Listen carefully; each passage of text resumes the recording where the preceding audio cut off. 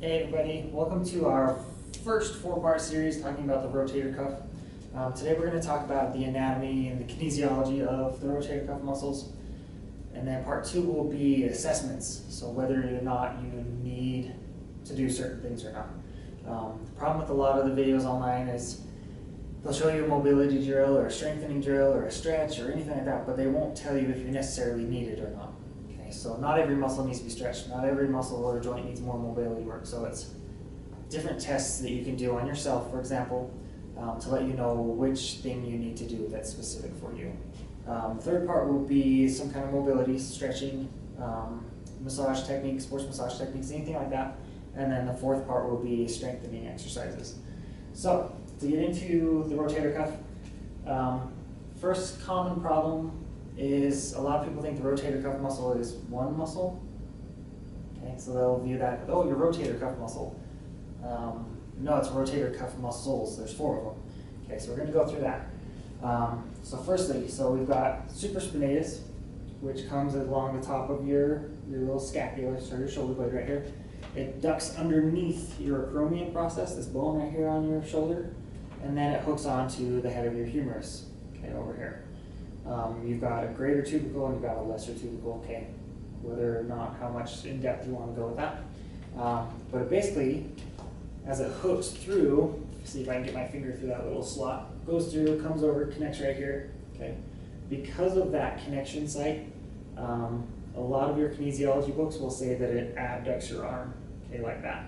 Okay, so if I were to kind of mimic that shortening of that supraspinatus, it'll abduct your arm out to the side. Okay, so a lot of books will say, oh, it abducts for the first 15 degrees or something like that, or it initiates abduction. Okay, so you'll see that quite often.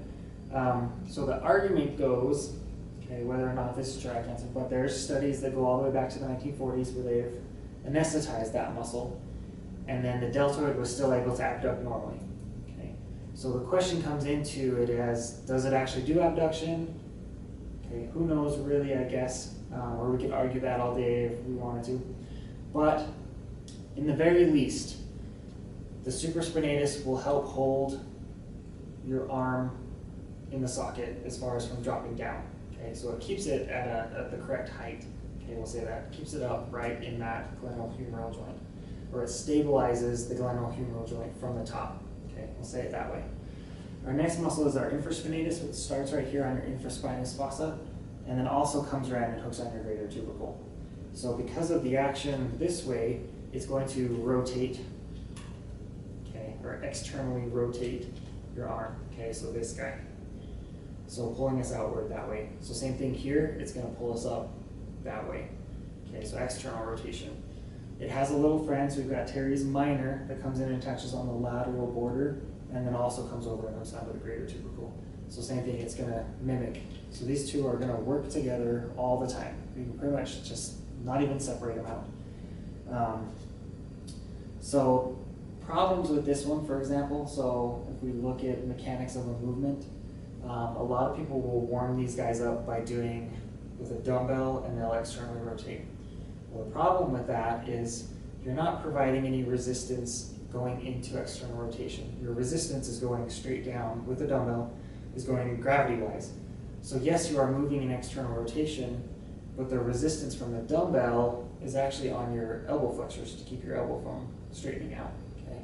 So if you really want to warm these guys up, do it with a band or a cable and pulling back, or lay on your side with the dumbbell so the dumbbell is actually pulling towards the ground. So that's like your warm-up for that one. Lastly, we have our subscap, which is going to be on the front side, or the anterior side of our scapula, and then it's going to come over and connect onto this lesser tubercle. Okay. So it's going to do internal rotation. Okay, so it's going to be one of many internal rotators. Okay. So that's your quick anatomy, your kinesiology for your rotator cuff. Those are the four muscles. So to go along with that though is your scapula never, or these rotator muscles, never work alone.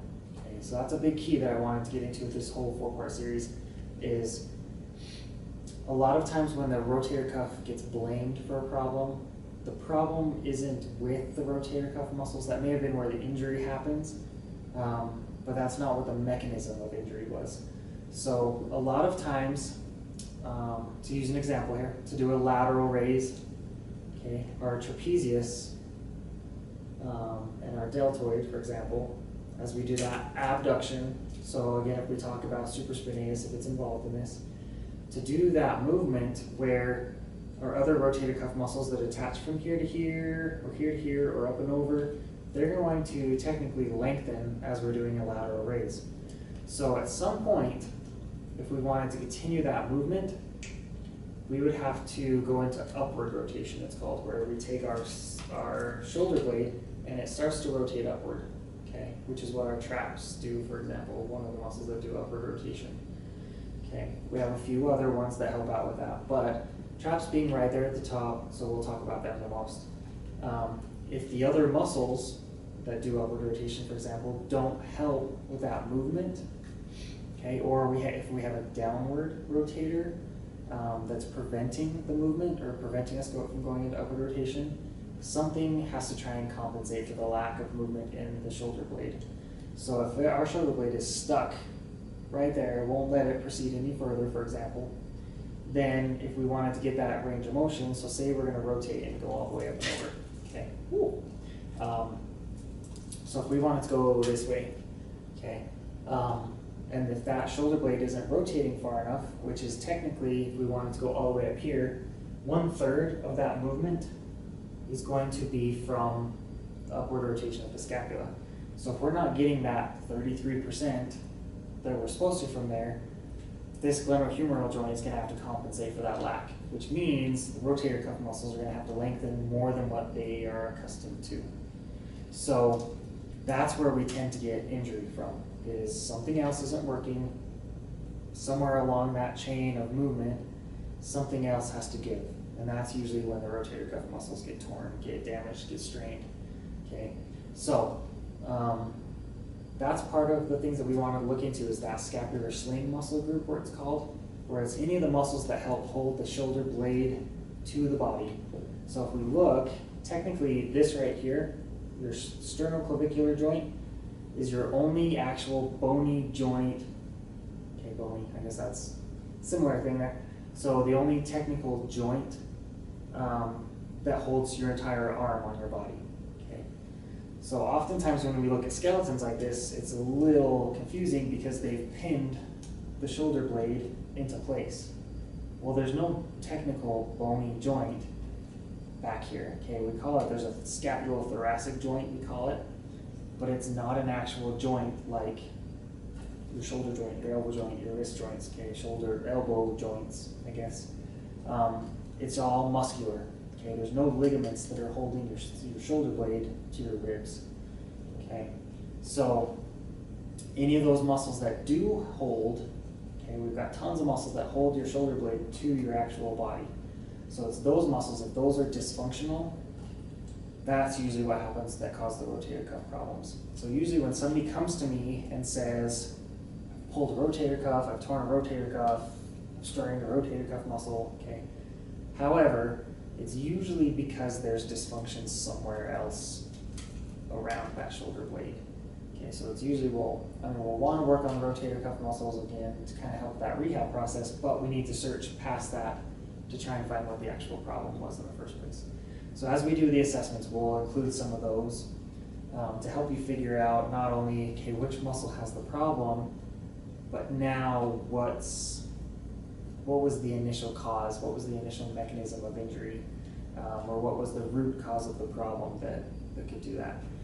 So sometimes it's top of your trap, or the kind of that middle range of your trap, top rhomboid.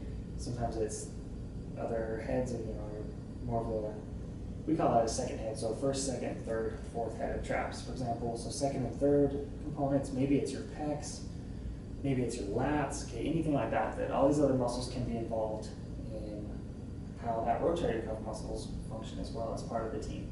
So we will get into that in part 2.